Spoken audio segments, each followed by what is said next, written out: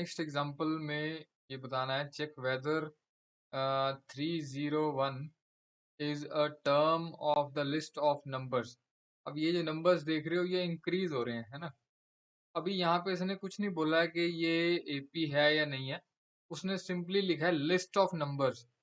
तो हम एपी के फॉर्मूले तभी लगा सकते हैं अगर कोई लिस्ट ऑफ नंबर्स या सीक्वेंस एपी बना रही हो।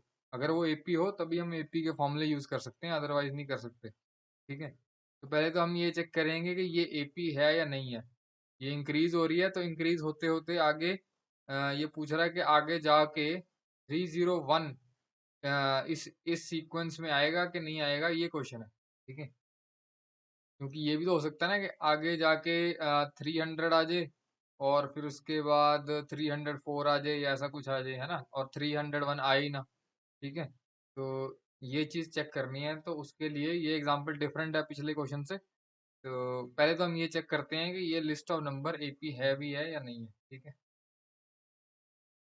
एपी कैसे चेक करनी है ये ऑलरेडी मैं तुम्हें बहुत से क्वेश्चन करा चुका हूँ। सिंपली क्या करना है, A2 माइनस A1 निकाला 6 आ रहा है, A3 माइनस A2 निकाला वो भी 6 आ रहा है, और A4 माइनस A3 निकाला वो भी 6 आ रहा है। तो डिफरेंस इज कॉमन एवरीवेयर, वो लाइन लिख देना। Clearly given list of number forms an AP. ठीक है, with common difference d is equal to 6।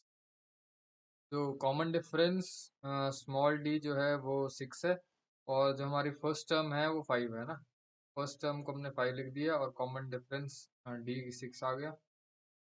Previous examples में हमसे पूछा गया था कि भाई ये जो टर्म है ये कौन से नंबर पे है ना। जैसे मान लो कोई टर्म दी हुई थी तो उसमें भी हम उसको nth टर्म ही मानते थे, है ना।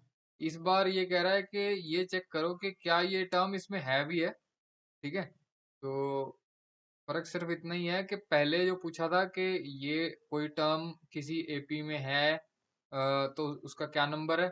अब ये पूछ रहा है कि क्या ये नंबर इस एपी में है भी है। दोनों केसेस में हमने उसको nth टर्म ही मानना है। ठीक है, let 301 be the nth term of given AP.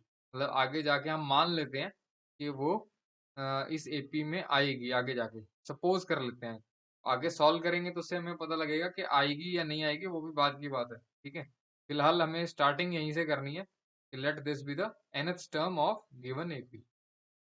इसका मतलब क्या हुआ कि nth टर्म जो है वो 301 है।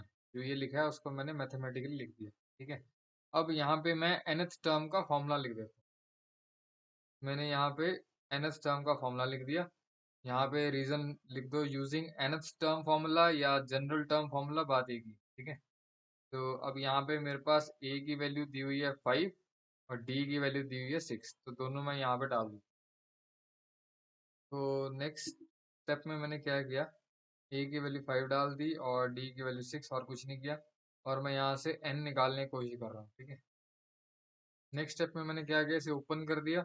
ये होगा 6n माइनस 6, ये आ गया, ये सेम आ गया, ये भी सेम आ गया। ठीक है, फिर नेक्स्ट स्टेप में 5 माइनस 6 हो गया -1, ये सेम आ गया, ये भी सेम आ गया। ठीक है, यहाँ से n निकाल लेते हैं। नेक्स्ट स्टेप में मैंने क्या किया, -1 को उधर ले गया, प्लस हो गया, ये 302 आ गया, ये सेम आ गया। तो n की वैल्यू 302/6 आ गई।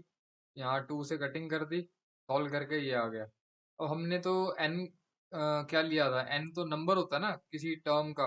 ये फर्स्ट टर्म है, सेकंड टर्म है, थर्ड टर्म है, फोर्थ टर्म है।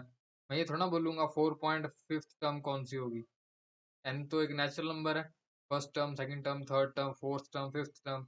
तो वो फ्रैक्शन में तो आ ही नहीं सकता, ना नेगेटिव आ सकता है। तो इसका मतलब 301 जो है वो इस एपी में है ही नहीं।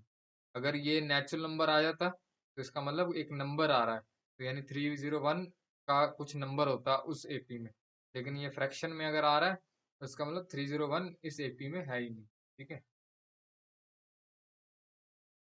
तो मैंने लिख दिया but n should be a positive integer, है ना, मैंने बताया था ना, फ्रैक्शन में नहीं होना चाहिए, पॉजिटिव होना चाहिए और इंटीजर होना चाहिए। पॉजिटिव इंटीजर को हम नेचुरल नंबर भी बोल देते हैं, क्योंकि जो इंटीजर है, अगर मैं इंटीजर लिखूं तो ऐसे स्टार्ट होते हैं। ठीक है, यहाँ डॉट लगा दिया, यहाँ भी डॉट लगा दिया। तो इधर वाले जो होते हैं वो नेगेटिव इंटीजर होते हैं, इधर वाले पॉजिटिव इंटीजर होते हैं और 0 न्यूट्रल होता है। तो पॉजिटिव इंटीजर मतलब 1 से स्टार्ट हो रहा है ना, तो यानी कि इसको मैं पॉजिटिव इंटीजर भी बोल सकता हूँ और नेचुरल नंबर भी बोल सकता हूँ, बात एक ही है। लेकिन एनसीईआरटी में या बुक्स में ज़्यादातर पॉजिटिव इंटीजर ही लिखते हैं, वो नेचुरल नंबर नहीं लिखते। ठीक है, तो thus 301 is not a term of given list of numbers। ठीक है, जिस फॉर्म में क्वेश्चन पूछा है उसी फॉर्म में आंसर देना। ठीक है, दैट्स इट।